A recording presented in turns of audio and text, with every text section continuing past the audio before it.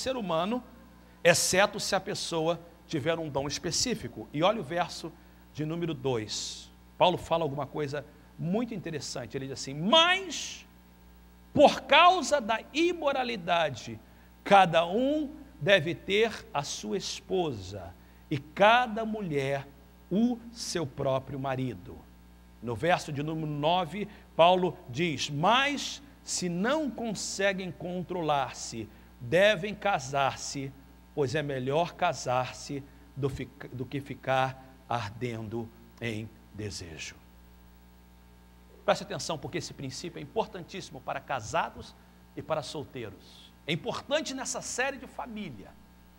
Paulo reconhece que há uma necessidade física de ter uma vida sexual. E Paulo reconhece que em Gênesis capítulo 2, verso 25, quando Deus fez o homem e a mulher, algo que nós temos falado desde o primeiro dia da série, Deus fez e Deus disse: o homem e a mulher, para serem completos, precisam ter um ao outro. Em Gênesis 2, 25 diz que ambos estavam nus, o homem e a mulher, e não se envergonhavam. Nudez é um símbolo de transparência e intimidade. No casamento, então, é necessário 3 tipos de transparência e intimidade: intimidade e transparência física, intimidade e transparência emocional e intimidade e transparência espiritual. Paulo entende isso. E Paulo diz: por causa dessa necessidade, é melhor então que as pessoas se casem. Paulo está dizendo algo importante no verso 1 e no verso 9. Ele diz que sexo fora do casamento é chamado de prostituição e arder em desejo. Verso 1, ele diz imoralidade. Verso 9, ele diz: é melhor casar do que ficar ardendo em desejo. Há uma passagem muito importante em Hebreus capítulo 13, verso de número 4. Diz o seguinte: o casamento deve ser honrado por todos, o leito conjugal conservado puro, pois Deus julgará os imorais e adúlteros. Comecei a ler um livro em uma classe que eu estou pegando. Eu preciso de ler 3.000 páginas até o mês de setembro, e eu comecei então, peguei um novo livro e li em 3 dias 300 páginas. E esse livro foi escrito por um doutor na área de psicologia. Ele foi deão da escola de psicologia do seminário Fuller, e ele será o professor. Então eu quis pegar e ele pediu que a gente lesse. É um livro escrito para mulheres, não é um livro escrito para homens, mas nós somos requeridos a ler esse livro.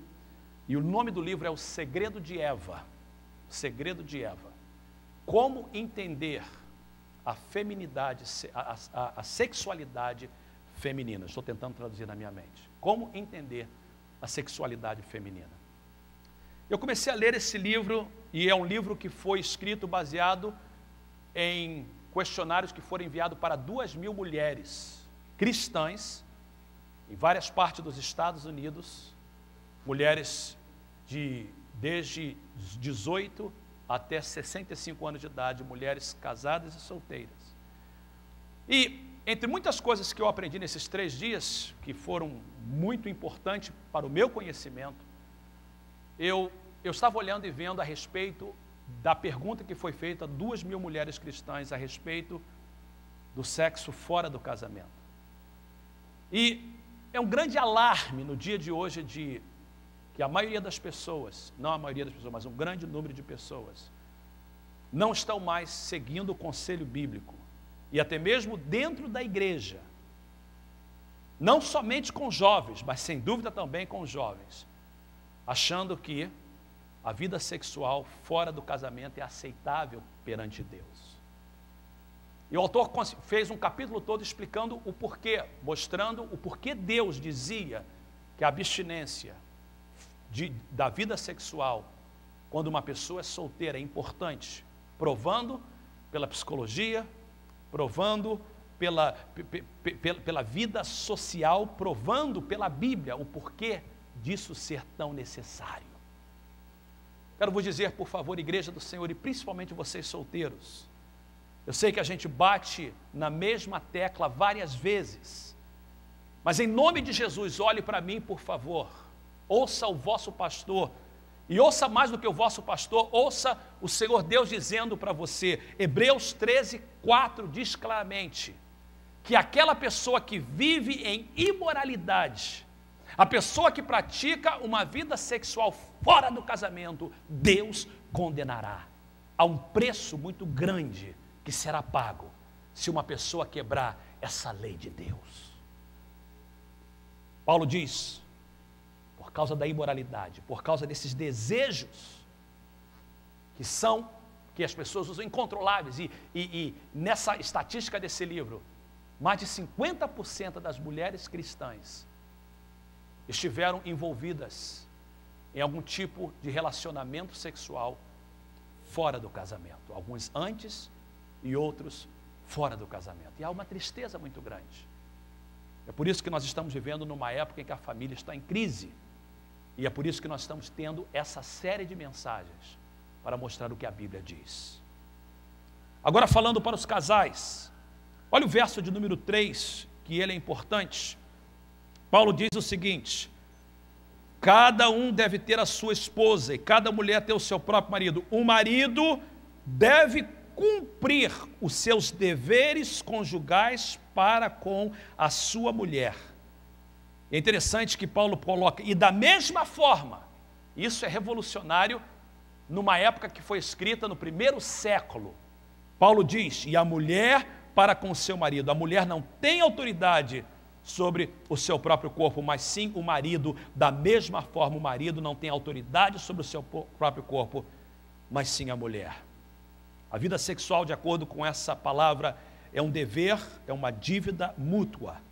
Esse dever só pode ser parado por consentimento mútuo, devido à consagração, por um período curto de tempo. E Paulo diz, é uma permissão, não é um mandamento.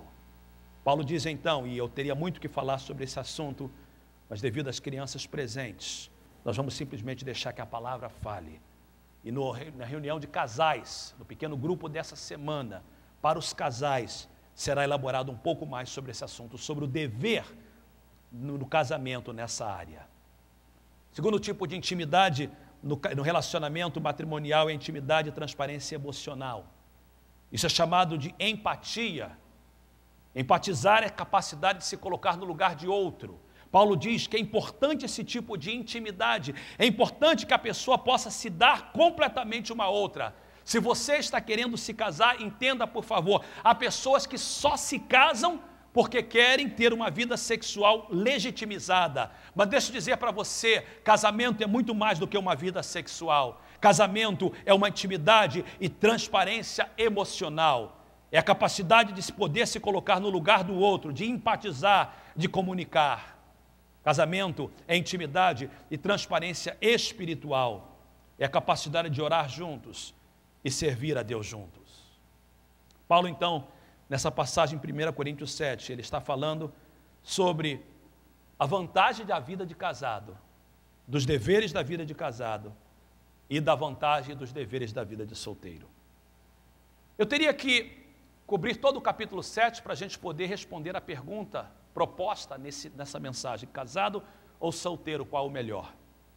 Mas como essa mensagem ela faz parte de uma série que será continuada na semana que vem e como os pequenos grupos de quarta-feira serão continuação e elaboração para cada parte dessa mensagem, eu vou trazer rapidamente em conclusão, querendo apenas dizer para as pessoas que estão presentes, o pequeno grupo de quarta-feira é importantíssimo, não falte.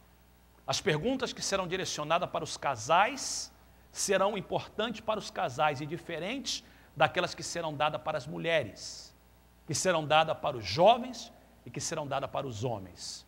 E eu queria que você não faltasse o pequeno grupo de quarta-feira, quando nós estaremos entrando em detalhes para cada faixa etária diferente e para cada grupo de pessoas diferentes.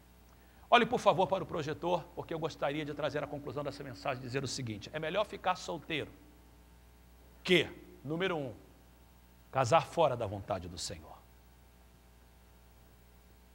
Você pode querer se casar muito, e há pessoas aqui na igreja